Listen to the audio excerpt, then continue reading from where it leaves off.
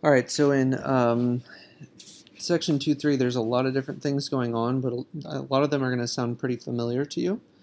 So we're going to start off with the title. The title is Supply and Demand, and so what you can see with this is something that you're pretty familiar with, which is supply is just basically the amount of stuff that a manufacturer is producing, and demand is the amount of stuff that people want to be able to purchase. So I did some definitions down here, and if you want to, you can take the time to pause the video and just write down what supply and demand actually mean if it's something that you're pretty sure you'll forget.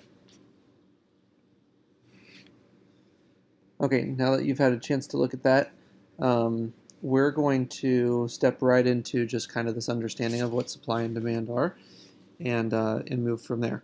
So we're going to start with number one. It has this graph over here to the side, and that graph is showing you supply and demand for a certain situation. The situation is that it's the supply and demand curve for Aquapod, which is a digital music player for scuba divers, and they want to know what's the equilibrium price and what will happen if the price is set at $35 and what will happen if the price is set at $45. Well, we're going to break that down into a few parts. First of all, the equilibrium price. Now, a lot of you probably already know what that is, but again, equilibrium is really just this idea of a balance in some sort of system. So in this case, you're trying to find the balance between supply and demand. And so the price at which there is an equilibrium is a price of $40. You can see that right on the graph. It's the place where the supply and the demand curve meet. All right, now they ask a couple other questions. They ask, well, what about at $35? What's going on there? Well, at $35, the curve for demand is higher than the curve for supply. And you can kind of see that right here. We have the curve for demand at this particular moment is higher than the curve for supply, which has a point down there at 35.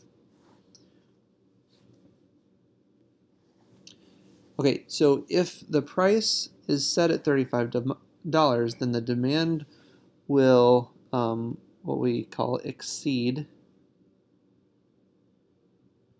supply, meaning that the price will basically have to be driven up in order to get the demand to come down a little bit and meet the supply.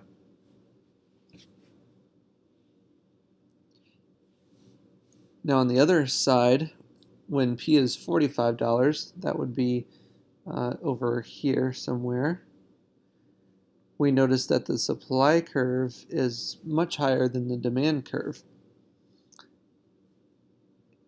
And it asks you that question right here. So the curve for supply is higher here than the demand curve. And similarly to what happened with the prior situation, because the supply is higher than the demand, this is going to drive the price down. So since supply will exceed demand, the price is going to be driven down.